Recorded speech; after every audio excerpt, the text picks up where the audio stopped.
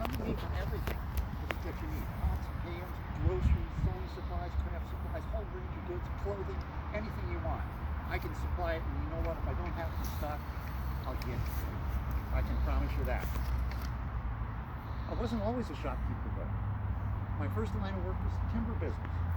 And that's actually what brought me and my wife Vadner, her name's over here somewhere, from our birthplaces in Michigan to this area in the 1880s.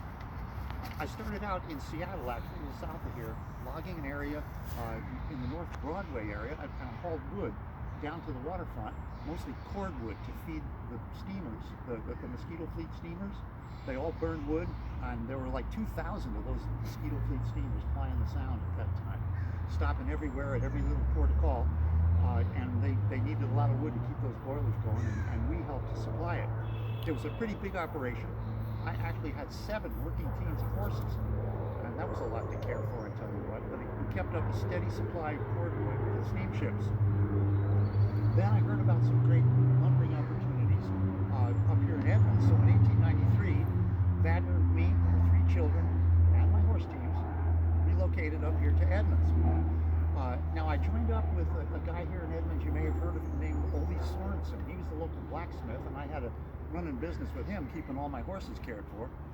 So Ole and I kind of went into partnership together to log off several tracks in the Edmonds Bowl area. Now those mosquito fleet steamers stopped regularly here in Edmonds, and while that was our primary business, supplying those boats, we also built up a brisk trade hauling large bolts of cedar down to the mills on the Edmonds waterfront to be turned into shingles. Then the chance came up to do some logging up near Tulalip. It turned out it was a bad idea. Turned out it was a bad luck choice for me. You know, logging can be a dangerous business, and I ended up getting injured pretty badly. It didn't stop me working though. I wanted to keep up with my timber business, but it sure did put a crimp in my style and slowed me down a bit. Now that same year, my dad, William Kingdon Sr., moved out here from Michigan. He was in failing health and wanted to be with me and the rest of his family. But he died later that year, and he's buried here also. And as I think the guy who's playing me said earlier, he became the first person buried here in this cemetery. Then in 1901, I got the chance to partner with my brother-in-law, John Farrell, and open a grocery store down near the docks. Now, at first this was kind of a sideline to my cordwood and cedar business, but I soon found that I really enjoyed the life of a local merchant. Along the way, I developed a happy, satisfied clientele, and became an active part of the community. In fact, I liked the grocery business so much that I bought John out in 1904 and started running it myself. Now that same year, I got a chance to relocate from the waterfront up to the main business district of town into the Schumacher building, which is right here. It was the first commercial building in downtown. It was built by William Schumacher, and he and his brother Roy had a grocery business on the first floor of that building. But they decided they'd give up the grocery business. William went over to help manage the first Edmonds bank. I'm not sure what happened to Roy, but that left that space open, so we came uptown, and with this expanded space, we could just stock all sorts of more things.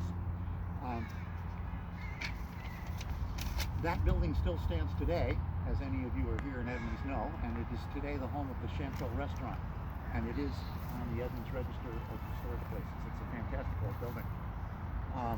So with the larger space and expanded inventory, I was offering citizens of Edmonds the most comprehensive and up-to-date array of goods in town, anything they could get. 2 years later, we located one storefront east to a new brick building, which I think is in, is it here yet? Yeah, that one there, which is where the Edmonds Housewares is today, if you're familiar with downtown Edmonds businesses. Again, it was a larger space. We kept expanding, and it was a pretty wonderful life. They were great years. I really loved being part of the Edmonds community, knowing just about everyone, and being everybody's go-to place for what they want. It was a good life, and I'm happy to be able to have been able to tell you about it today. So, thanks a lot for coming out, and just a sec, I'm going to turn into Larry again. Okay, and we're fortunate today to have William Kingdon's great-granddaughter Jill here, and can you add please, to what I had to say? This gentleman right here was my great grandpa, and my aunts both lived till they were 98, 99, and they could tell me about each person. Unfortunately, I didn't record it though, and it doesn't necessarily stay with me. But my grandpa also, his son, Carl Kingdon, was involved in cutting wood up where we called it Snake Road. I don't know, what's it called? Olympic View Drive, Olympic View Drive. Yeah. And he would come and bring down the wood and sell it also at the mills.